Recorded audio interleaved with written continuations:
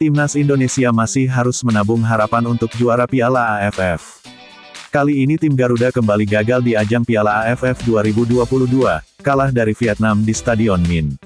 Kegagalan ini membuat Timnas Indonesia harus melanjutkan puasa gelar yang sudah berlangsung sejak 1996 alias 26 tahun. Sejumlah formula telah dilakukan baik menggunakan jasa pelatih lokal, asing, hingga pemain naturalisasi.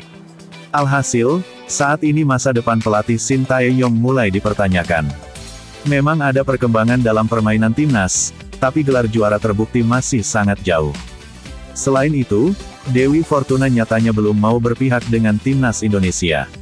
Untungnya performa timnas Indonesia bersama pelatih asing nyatanya tak buruk-buruk amat.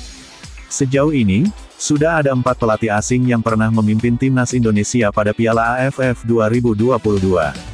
Lantas, siapa pelatih asing dengan rapor lumayan bersama timnas Indonesia sepanjang Piala AFF? Ivan Kolev. Ivan Kolev hanya berkesempatan sekali menukangi timnas Indonesia pada Piala AFF. Ketika itu, pelatih asal Bulgaria mempersembahkan status runner-up pada edisi 2002. Penampilan timnas Indonesia bersama Ivan Kolev cukup lumayan. Namun, kariernya bersama skuad Merah Putih tak panjang karena hanya berlangsung selama tahun 2002 sampai tahun 2004. Secara keseluruhan, timnas Indonesia asuhan Ivan Kolev meraih 3 kemenangan sepanjang Piala AFF. Adapun sisanya bermain imbang 2 kali dan kalah sekali. PSSI bubarkan timnas Indonesia usai gagal juara Piala AFF 2022.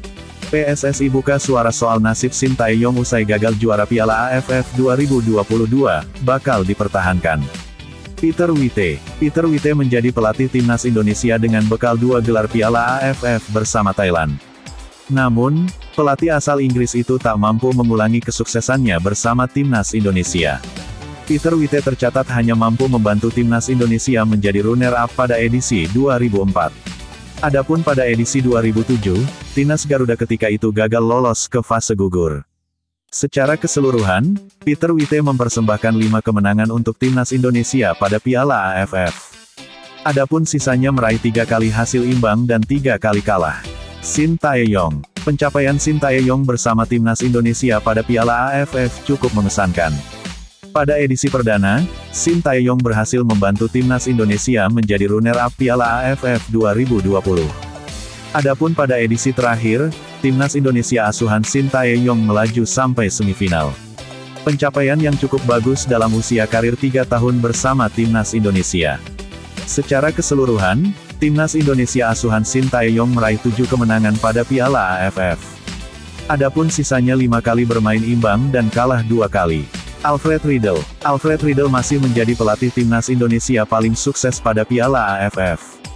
Meskipun gagal memberikan gelar, pada kenyataannya timnas Indonesia bersama Alfred Riedel tercatat 2 kali bermain di final.